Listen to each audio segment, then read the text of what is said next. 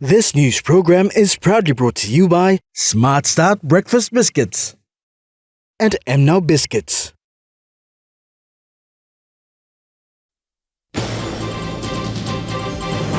National Airports Corporation CEO Rex Kiponge sidelined. 20 kilograms of marijuana bound for Kimbe confiscated. And former Australian minister on investment potential in PNG. Good evening, you're watching National EMTV News. I'm Grace Papiali. Thank you for joining us. National Airports Corporation Managing Director and CEO Rex Kiponge has been officially suspended from duties today, with Joseph Tupiri acting as Managing Director of the NAC for a period of 3 months effective as of the 5th of December 2022. The gazetted notice dated Wednesday, the 7th of December 2022 was issued around 11 a.m. today. The issues between the Civil Aviation Safety Authority and the former National Airports Corporation Managing Director Rex Kiponge has not been resolved over the past few weeks, and the matter has been taken before the courts. While it's been business as usual for the NAC, today a gazetted notice was released announcing the suspension of Rex Kiponge as Managing Director for NAC. Mr. Kiponge revealed that he was served this morning at 5:30 a.m. by policemen. Attempts to speak with the minister responsible for civil aviation and transport, Walter Schnobel, have been unsuccessful. Instead, his media officer has responded to our queries, stating that the minister will reply in a press statement and that he is back in his district of Namatanai. Meanwhile, upon visiting the Jackson's domestic airport today to get a comment from Mr. Joe Tupiri on his appointment as acting MD for the National Airports Corporation, which is for a period of 3 months, the message from the new MD's office is that he will not be speaking to media until a later date. Mr. Tupiri is no stranger to the NAC, having served as MD in 2014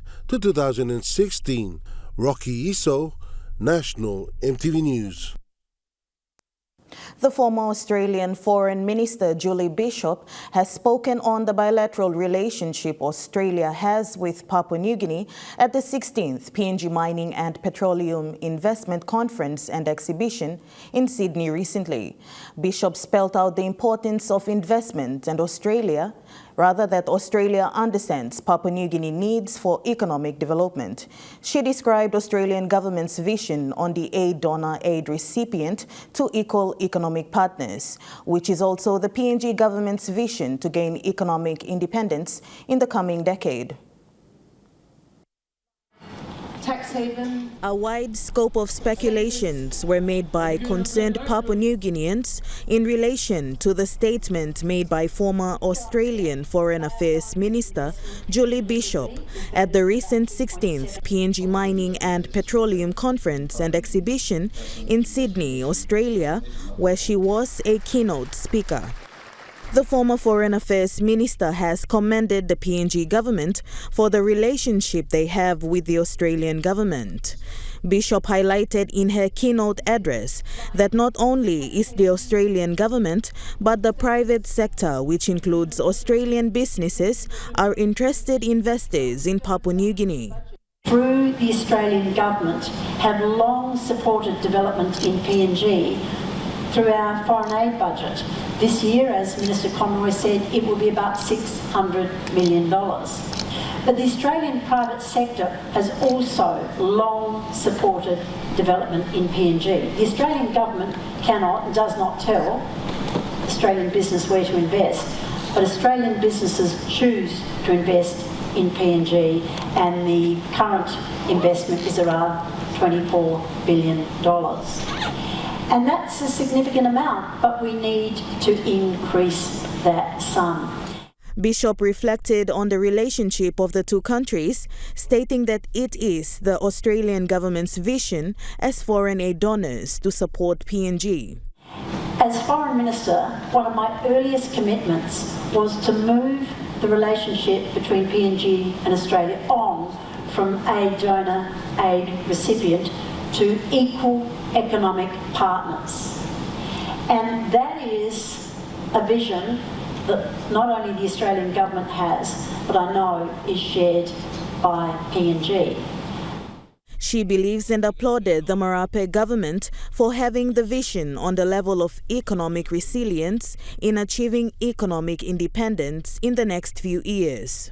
Papua New Guinea is master of its own destiny, and its political leaders, ever since independence, have taken PNG along that journey. Now, at the last election, the theme was very much on economic resilience and growth.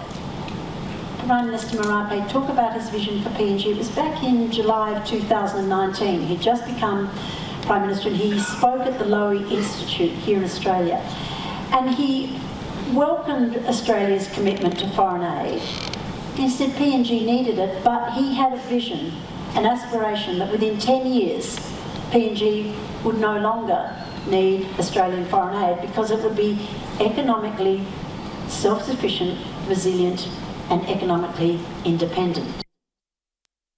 Meanwhile, Prime Minister James Marape says it is very disappointing that foreign-owned media in the country continues to run misinformation. He said this today after an editorial claimed that former Australian Foreign Minister Julie Bishop had rubbished Papua New Guinea at the PNG Mining and Petroleum Conference in Sydney this week.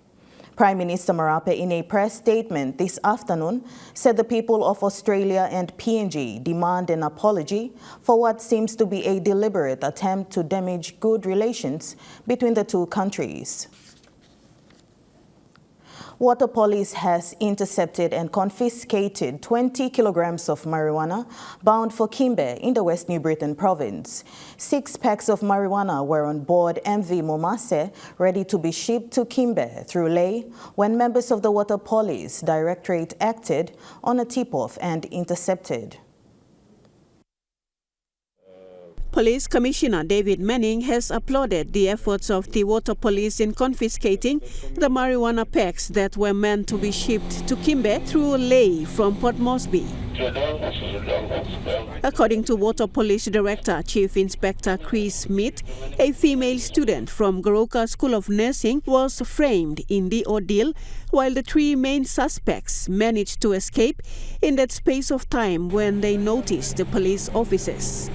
These 3 suspects were, however, tracked down within 5 hours and arrested and are now in custody, awaiting formal charges to be laid. According to the police hierarchy, a specialist police unit has been created to counter-attack drug syndicates and illicit substances in the country. Commissioner Manning has now issued a stern warning to those involved in distributing and consuming illicit substances that once caught, they will be severely dealt with in accordance with the law. Lindy Suharupa, National EMTV News.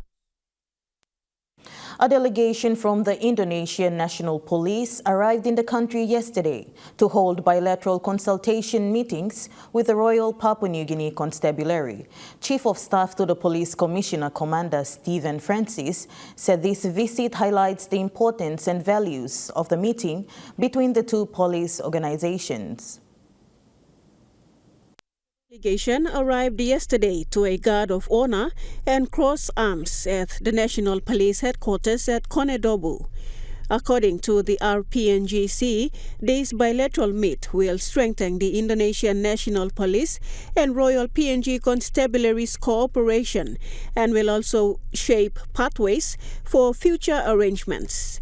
It is understood this meet will also look at reviewing the Memorandum of Understanding signed in 2015 on fighting transnational crime and to build capacity specifically in that area. Commander Stephen Francis said with the current security challenges experienced along the PNG-Indonesian border, this bilateral meeting will also look at arrangements which will collectively address these challenges. The delegation from the Indonesian National Police is led by International Relations Division Inspector General Krishna Muti. Lindy Suharupa, National EMTV News. Meanwhile, outgoing Provincial Police Commander for East Sepik, Superintendent Albert Belly, said his 4 years of service to his home province has been challenging but a blessing in his line of work. Superintendent Belly said he welcomes his new placement and looks forward to shipping out, but in the meantime, he has urged the citizens of East Sepik province to be careful during this festive season.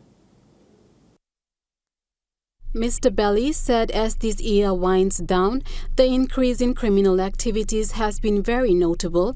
Hence, he is taking the time out to address the traveling public to be more careful with their daily movements in and around town. Inspector Belly also made an appeal to truck drivers and the traveling public to consider public safety when traveling up and down the Sepik Highway in order to avoid car accidents. PPC Belly said the upcoming visit by the Australian Prime Minister will probably be the last event he will attend as the PPC of East Sepik Province before officially handing the office over to the new PPC. He went on to thank the people of East Sepik for the challenges and achievements during his 4 years of service to them as their PPC and wishes everyone a very happy and safe festive season. Cynthia Maku, National EMTV News. National EMTV News continues after the break. Stay with us.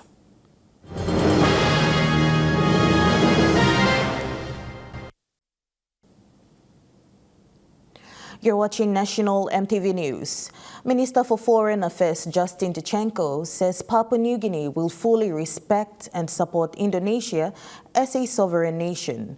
Minister Tichenko, who discussed the issue of West Papua at the bilateral with his counterpart Minister Retno Marsudi in Bali, Indonesia, said they are a sovereign country and their laws need to be respected. Indonesia's Foreign Minister Marsudi spoke in detail, especially thanking the PNG government and Foreign Affairs Department for recognizing the issue of West Papua as an internal Indonesian matter. Minister Tichenko said Indonesia is a sovereign country like PNG, and PNG fully respects and supports Indonesia and its sovereignty. He said PNG will work with them to resolve any issue that may come up with West Papua and PNG. Minister Tichenko, who recently visited a group of West Papuans in Gerehu, Port Moresby, urged the people not to do anything that would jeopardize the working relationship between Papua New Guinea and Indonesia. He highlighted that when there were some issues a couple of days ago, he personally went to visit the West Papuans at Gerehu and discussed their issues with them directly. Minister Tichenko said the main issue that was raised by the West Papuans in PNG is to receive their PNG citizenship certificates. He said there are about 5,000 West Papuans who are yet to receive their citizenship to legally become Papua New Guinean citizens. Minister Tichenko said these are all the issues that were discussed in the bilateral meeting with the Indonesian Foreign Minister, and he is looking forward to working with his Indonesian counterpart in addressing these issues. Cynthia Maku, National EMTV News. Meanwhile, Foreign Service staff employed with the Department of Foreign Affairs can now be able to complete their studies domestically with the historic signing of a Memorandum of Understanding between the department and the Pacific Institute of Leadership and Governance today at the Central Government Office at Waigani. Capacity building and training for Foreign Service officers is an important function of the Department of Foreign Affairs. In the past, the department has ensured to provide relevant and adequate training needed to do their job and serve the government of the day. This was done in the past by sending staff overseas. Today, an historic occasion of the signing of an MOU between the Foreign Affairs Department and the Pacific Institute of Leadership and Governance to allow capacity building domestically, which was pleasing for the Secretary of the Department of Foreign Affairs, Elias Wahengu. Ladies and gentlemen, I'm grateful that the department is signing the MOU with the Pacific Institute of Leadership and Governance as a strategic partner in pursuing and realizing its long-term goals of training and capacity building for its staff. PILAG CEO Michael Barabas stated that PILAG is an important organisation improving co-departmental agencies to fill in capacity gaps. Our whole of government approach of working together for the good of improving competencies in people so that they produce and they provide, they perform well at the workplaces. That's what PILAG stands for. We are all part of the government, meaning that if there's any capacity gap, if there's anything out there, or the short-term need, short-term training, that's where PILAG is in. We welcome our Department of Foreign Affairs to be partnered with us to deliver the goods and services that we offer at PILAG. The partnership between the Foreign Affairs Department and PILAG is a start of what is hoped to be a long-term one, which will strengthen relationships between both agencies at the institutional level. Rocky Iso, National EMTV News. The Constitutional Law Reform Commission launched its revised workplace HIV/AIDS policy with the goal to better serve its employees, their families and future employees on issues surrounding HIV and AIDS. The development of the policy was a response to the threat HIV and AIDS poses to the workforce, not only in CLRC but to every organization and institution in the country. CLRC worked in partnership with the Justice Services and Stability for Development and AUSAID to deliver the updated policy. Our nation's constitution provides every individual with all universal human rights, but HIV/AIDS cuts across all these basic rights. That was part of the message given at the launch of the CLRC's workshop HIV/AIDS policy. CLRC Deputy Secretary Dorothy Mimiko Kesenga says the organization acknowledges the effect HIV and AIDS has on the workforce, hence the revised policy will better cater for its employees. Do not think that this is just the CLRC HIV/AIDS workplace policy, so only the staff will benefit. No. Each of us come from a family. Each family comes from a society. So the beneficiaries is more than the staff in this room. CLRC Secretary Dr. Mange Matui says the newly revised policy is CLRC's contribution to fight against HIV and AIDS, not just in the organization but in the country as a whole. CLRC is fully committed to protecting its employees, create awareness, encourage behavior change when necessary, as well as ensure that all employees are treated with necessary dignity, fairness and equality. JSSD team leader Apollos Bosse spoke on behalf of the Australian Eye Commission, commended CLRC for revising and updating the policy, particularly for making it gender inclusive. This is the most obvious in the section on employees caring for an infected person. The policy notes that primary caregivers are mostly women and commits the agency to ensure there is no discrimination against those caring for an infected dependent. Dr. Matui also says that this comprehensive policy is well developed and is in line with the United Nations and national governments' goals and objectives to address the epidemic, and it can be used as a model for other state agencies to adopt and formulate their own. Samantha Solomon, National EMTV News. Meanwhile, during the launching of the Constitutional Law Reform Commission's revised workshop for HIV/AIDS policy this morning, Secretary for CLRC Dr. Mange Matui announced that the total number of people living with HIV and AIDS has now increased to 58,000. Of the 58,000, 3,700 of them are new cases that have been recorded over the last 2 years. 58,000 people living with HIV/AIDS in our country. Of the total figure, it is also reported that 3,400 are new cases that increase from the last 2 years. 1.6 of the population, 1.6% of our population are living with HIV/AIDS. And so the statistical data that we have provides us a sobering picture as to the impact of HIV and AIDS on the overall population.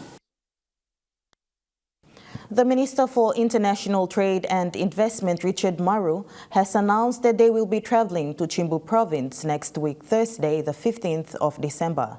Chimbu Province, specifically Karamui, is where the Minister and the Japan Development Institute partners will visit as part of the Special Economic Zone project.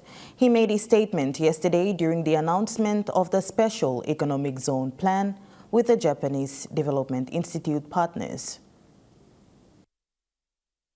Following the announcement of the Special Economic Zone studies in the country, the Minister for International Trade and Investment, Richard Maru, has made the call for his visit to Chimbu Province. The invite was extended by Chuave Member of Parliament James Nomane in the recent Parliament sitting last week. Nomane has pointed out that Karamui's geography is a potential site for the development of a special economic zone. Minister Maru said they have already planned their trip for the province for next week Thursday. We're blocked in next Thursday to be in Chimbu and Karamu. We're going to spend the whole day there. So we're working on it. I spoke to him this morning again, so we're now working on it. You can only go there by chopper right now. You can't go in by road. There's no road to go away. So we are working to organize the choppers. So yes, we are deeply committed and we will be there soon. And the plan is next Thursday. The U.S. aid under the United States Agency for International Development is increasing its support to the fisheries sector in Papua New Guinea under the new project, Our Fish, Our Future. A workshop was held today at the Stanley Hotel in Port Moresby to discuss the 5-year project. The Our Fish, Our Future is a project that has a 5-year plan from 2021 to 2026 that aims to address social and ecological drivers of illegal, unreported and unregulated fishing that are degrading coastal fisheries and biodiversity. The workshop was officially opened by Joseph Zadronzi, who is the U.S. Judge d'Affaires for PNG. In his opening remarks, highlighted the reasons for U.S. aid supporting such community-based projects in PNG. The U.S. Agency for International Development, of course USAID, continues to strengthen the commitment to the Pacific Island region. The United States considers the Pacific Islands to be an important partner in fostering a free and open Indo-Pacific region. And we greatly value our historical and strong economic ties and mutual cooperation towards a brighter future. This is under the new project, Our Fish, Our Future program. A workshop was held today to assess the current ecosystem-based fisheries management status for PNG and identify gaps where the Our Fish, Our Future program can usually contribute to improving coastal fisheries management. The project will also identify potential members of a national advisory committee that will steer the implementation of the program in PNG over the next 4 years. Samantha Solomon, National EMTV News. And now looking at the Nest Fund market report, the Kina closed unchanged at $0.2840 US in the interbank market. At Bank South Pacific, your Kina was buying $0.2765 US, $0.4082 Australian dollars, 0.2557 euro, 37.31 Japanese yen. Looking at commodity prices at New York close, gold is trading lower, coffee closed lower, cocoa closed higher, copper closed lower, palm oil closed lower, crude oil is trading higher, copper closed higher. On the stock market, the Dow Jones closed higher, the ASX 200 is trading lower, the All Ordinaries is trading lower. National EMTV News continues after the break with more stories. Stay with us.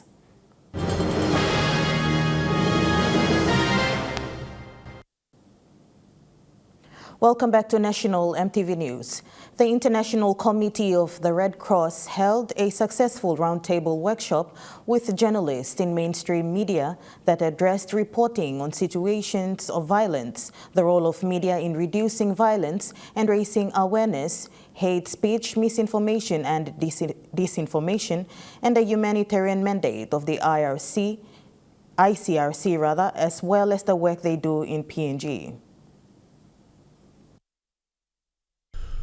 The International Committee of the Red Cross was established in 1863 and operates worldwide in helping people affected by conflict and armed violence and promoting the laws that protect victims of war. An independent and neutral organization, its mandate stems from the Geneva Conventions of 1949. Yesterday, a small group of journalists from the mainstream media completed a roundtable workshop that focused on peace journalism and hate speech, misinformation and disinformation. Peace journalism is about constructive journalism, that it gives more elements to the community to have informed decisions, but it's also journalism that allowed for the finding common grounds in between. Instead of highlighting the differences between people, it highlights the common grounds and it provides solutions to the problems. Working for over 2 decades in the media mainstream industry, senior journalist Clifford Faiparik spoke about the concept of peace journalism, stating that this form of journalism is new and should be taught at universities in the country for journalism students. I find his workshop very, very interesting, and it's very, very new to me.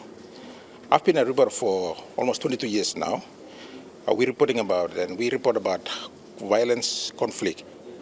But this is the first time for me to learn about how to report in a manner to not to provoke more violence. We've been reporting, the reporting that we have been doing was more into provoking violence, and which is not good. And these are the things that some of the training for journalism studies, especially at the university and the Divine Word, we should be having such course like this. Head of Journalism Strand at the University of Papua New Guinea, Emily Matasoro, revealed that the university will be looking at reviewing its subjects. As conflict deepens and worsens in Papua New Guinea, especially we've seen with reporting during the elections, the first casualty of war or conflict is the truth. And our reporters are now really being challenged to go out and get the news and report it as accurately as possible. Because like I said, when conflict deepens, reporting now becomes more challenging. So having a course like this, for many it would be an eye-opener. Well, for some, especially the older reporters, it's a refresher course. Mainstream journalists that attended the workshop left with a new sense of responsibility when it comes to reporting on conflicts, with certificates given by the facilitators. Rocky Iso, National EMTV News. More than 1,000 survivors of family and sexual violence, many of whom are children, have directly sought medical and psychosocial treatment at the Engau Memorial Hospital's refurbished Family Support Center in Leh since it's opened in March of 2019. Prior to the new building, the FSC could only assist about 15 people a day. Now the center can assist an additional 12 people a day while maintaining privacy and offering a safe space for survivors. FSC nurse manager Sister Anastasia Wekon said the poor condition of the previous building impeded the staff's ability to respond to the increasing number of survivors who come in seeking treatment. The facility was too small for the number of clients treated. Now with the improved space, Sister Wekon and her team can treat survivors and provide counseling, thus meeting their physical and mental health needs. The center provides a private and safe place for patients before, during, and after admission. Conveniently located at the rear of the hospital campus, the FSC's position allows discreet access for survivors seeking assistance and protection from perpetrators. Addressing the needs of the most vulnerable in the community is a crucial element of the Engau Hospital. For this reason, the redevelopment project manager consulted with FSC staff during the design phase, and consideration was given to certain features. The Engau Hospital redevelopment is Australia's single biggest infrastructure investment in PNG, but it is more than just a building. The focus of the project is to respond to needs and enable higher standard of care. Sharon Engnui, National EMTV News.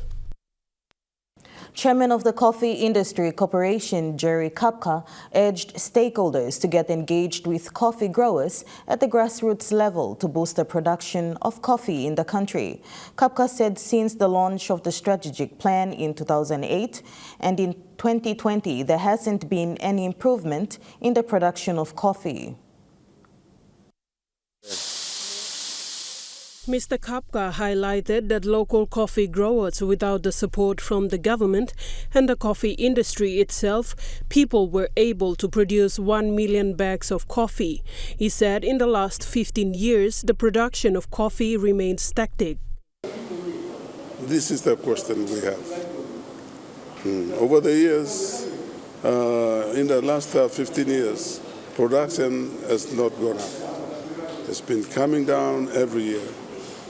In 2008, when CIC first launched the 10-year strategic plan, we were on 1 million bags. After 10 years, in 2018, where were we?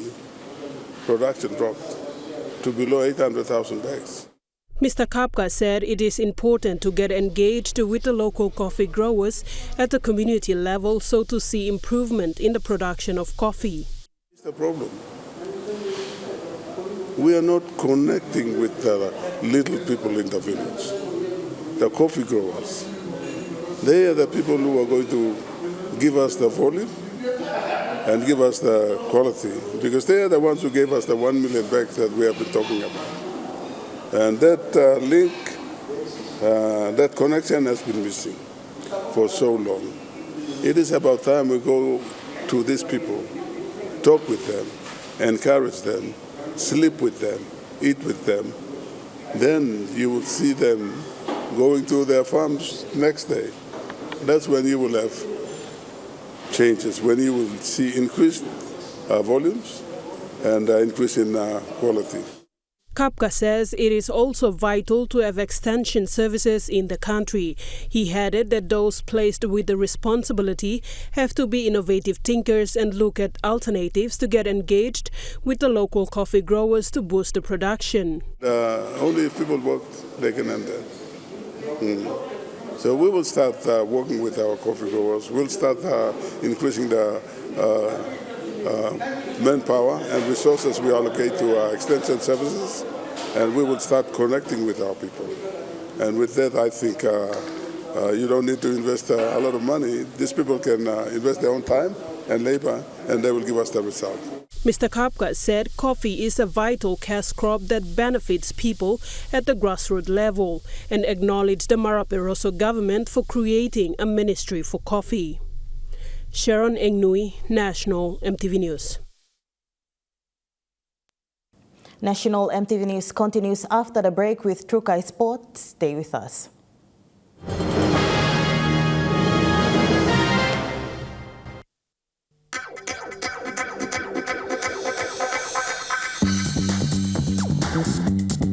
Trukai Sports.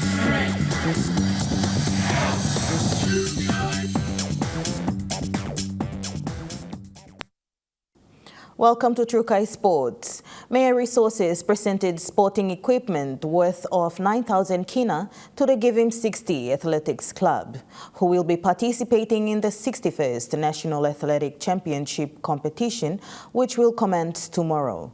The Community Affairs Officer and Security Manager for Mayor Resources, Peter Harry, did the presentation today at the Sir John Guy Stadium in Port Moresby.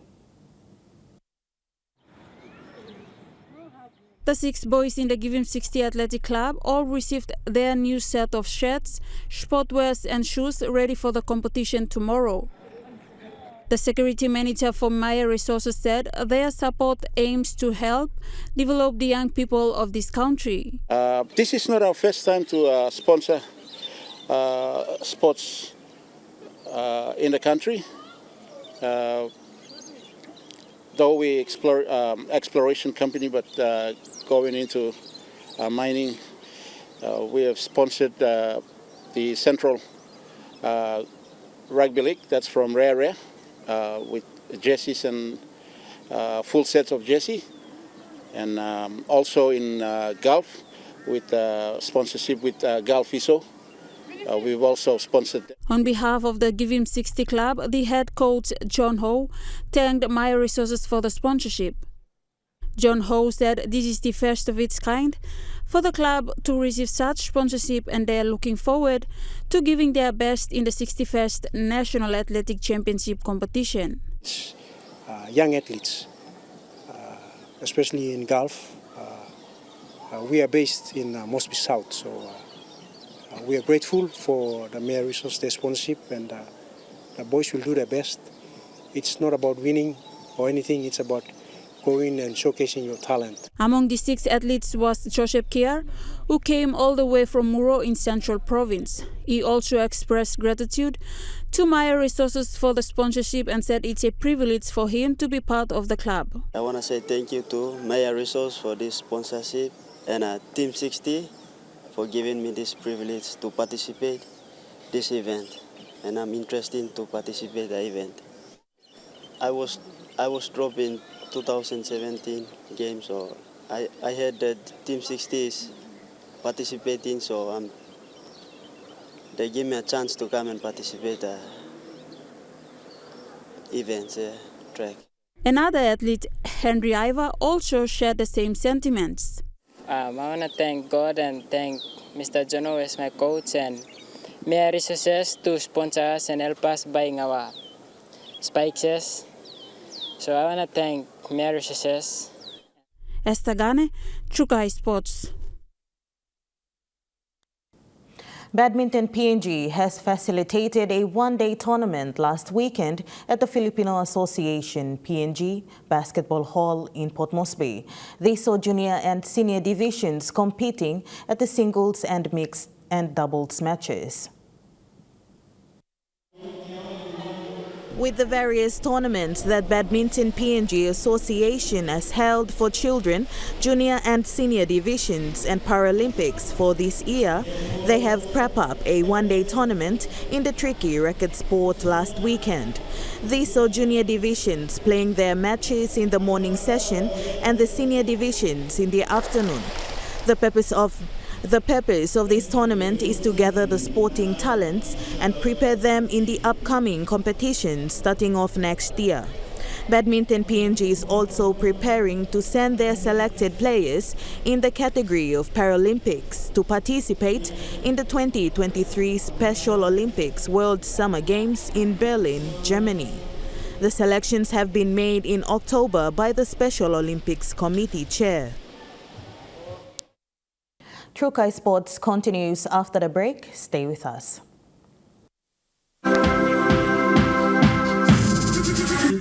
Trukai Sports. Welcome back to Trukai Sports. The Moresby South Blacks went head-to-head in a friendly clash against the Milne Bay brothers yesterday afternoon at the Moresby South Rugby Football Field. The Milne Bay brothers are spearheaded by veteran former Kumul's player Tommy Butterfield. Moresby South today played a friendly match against a rugby league team from Milne Bay Province. The two teams, Milne Bay Brothers and Moresby South Blacks, played a friendly yet entertaining match, not only to test their skills ahead of the 2023 season as well as the off-season games, but the initial idea behind the friendly match is to bring to Port Moresby youths from Milne Bay that are involved in illegal activities and to change their mindsets. Coach for Milne Bay Brothers, Noel Ara, said it was good to see the both teams play, especially the boys from Milne Bay, and using sports to keep their minds away from other things. I decided to get a couple of youths. I've been doing this for probably 5 years now with the youths now, and most of our youths have been left behind of the opportunities like this. So I decided to take up the banner and walk just because of the Milne Bay youths and boys here. So this is the second time I brought the boys around here. I brought the seniors in 2018, and this is the second occasion I brought them. He said that he is hoping to get the boys involved in other tournaments as well. This is just a trial match for these young boys to have a chance for if there's any clubs around there, vouching for district cup players. We've got some good boys here that.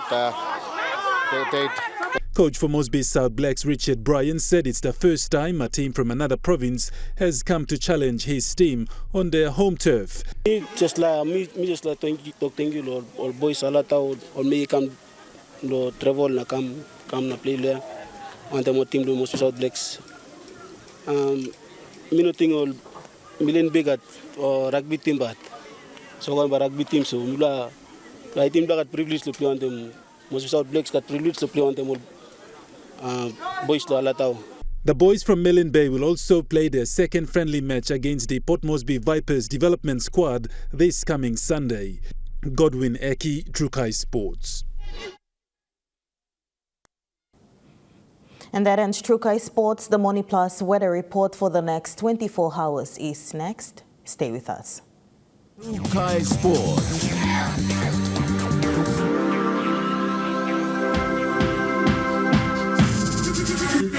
Trukai Sports. This weather update is proudly brought to you by Money Plus, with you always.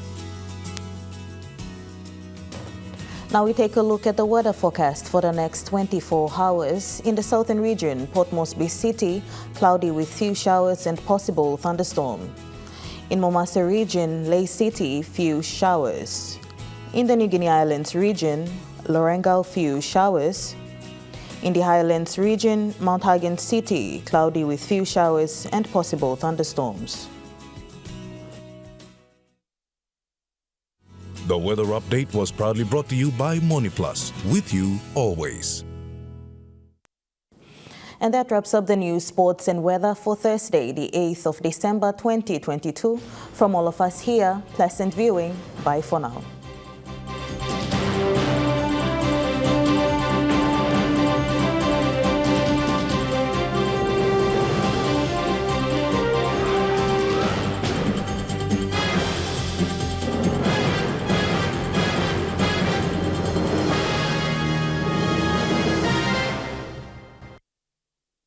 This news program was proudly brought to you by Smart Start Breakfast Biscuits and Gold Nuggets.